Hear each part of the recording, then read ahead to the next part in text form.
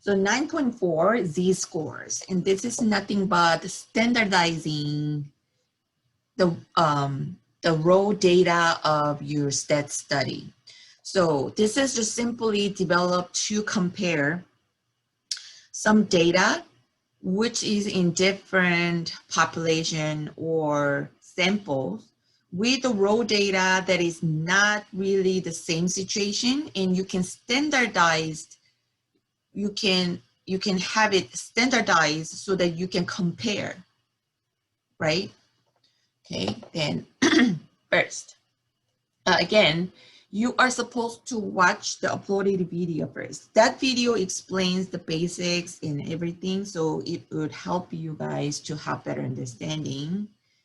Okay, standardize Z-score. So to get a Z-score, you need 3 things. First, observe the actual data value. So this is sometimes called raw data, and population mean. So if the given data is from sample, and it's gonna be, yeah, of course, a sample mean, but let's assume we are going to use this given data from the population. Population mean, and as you already know, the notation for the population mean is mu, and population standard deviation sigma.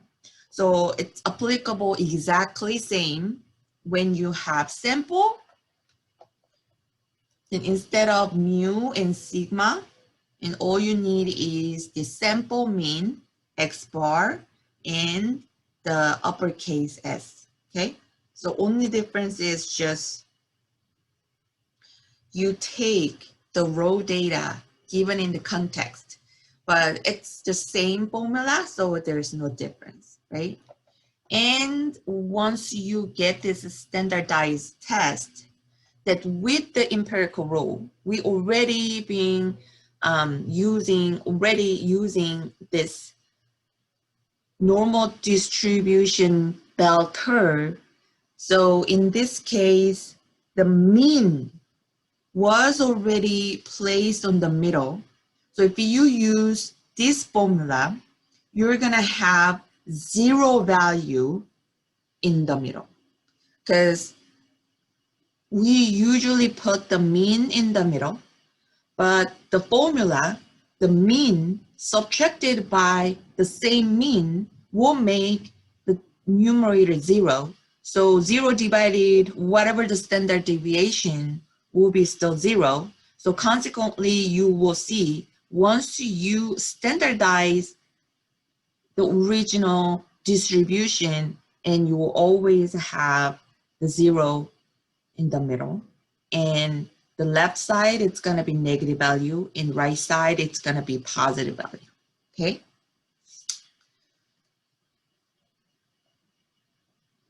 So then, now the first example here. So we can compare these scores. Okay, let me move this. Okay, suppose Boba's score on exam A was 65, and where the exam A had average the population mean as 50 as a score, and standard deviation as 10.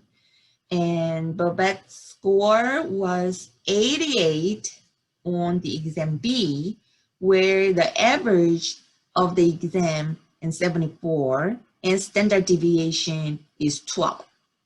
So if we just compare the raw scores, and it looks like Baba's score is lower than Babette's score, but this is unfair comparison because the raw score that we have are from the different situation. As you see, if you compare the exam A and B, and of course the exam B shows a higher average, and it's spread out wider than the exam A also, right?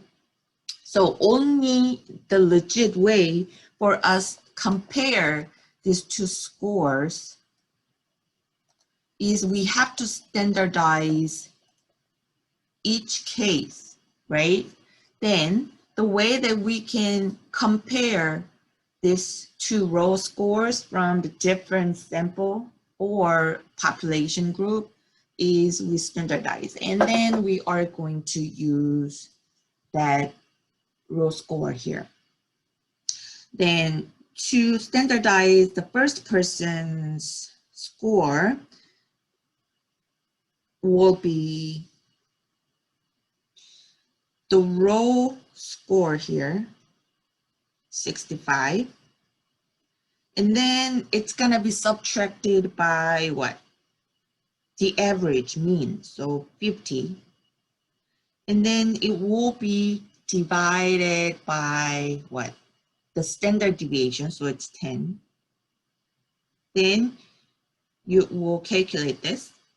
And the second person's standardized score, the z-score, will be raw score 88, so 88, and subtracted by the mean 74, and divide by the standard deviation 12. So now we need to see the standardized score, the z-score. So let's see here.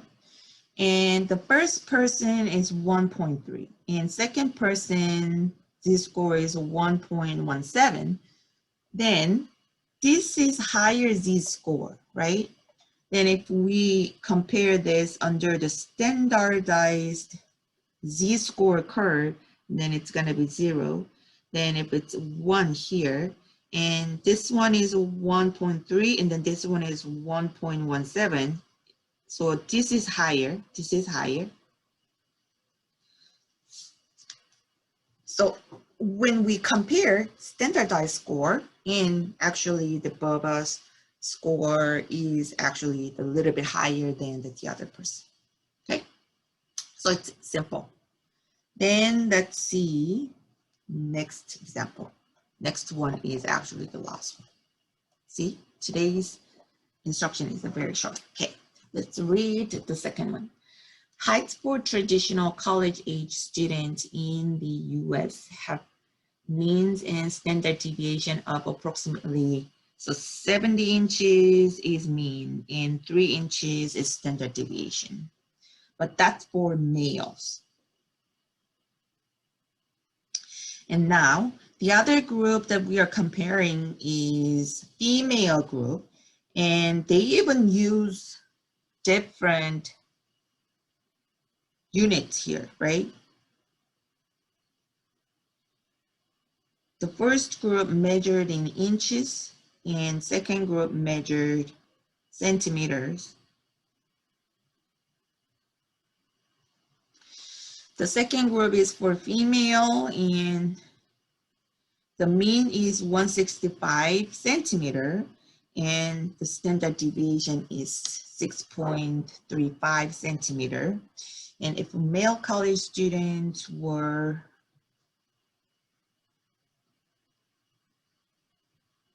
(68) tall, and the female college student they picked is 160 centimeter tall, and we are comparing which one is relatively taller within their respective gender group. But here, even if they were measuring each group in different unit, once you standardize within each group, and it's gonna give us evenly, fairly standardized data for us. And first of all, you don't even have to convert the unit, right? So all we need to do is we verify given data as we need, mean and standard deviation,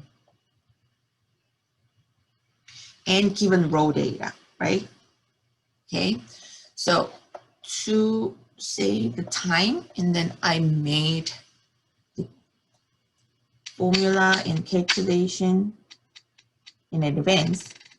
So now we just got standardized numbers here, right? Then in this case, under the standardized bell curve, it's 0, and both of these scores happen to be negative. And then if this is -1 around here, and 1 is -0.66, so it's going to be here. And then the other one is -0.8, and then here. Then, of course, this is higher value, right? When we compare them, this is the male z-score is higher value. So relatively, the selected male's height is relatively taller within its gender group. So that's how we interpret. So z-score is just simple and straightforward. And I hope it's all helpful for you guys to just retry, or if you haven't, and then just try the practice problems. Okay, that's all for today. Okay, thank you for coming, and let me know if you guys have any questions.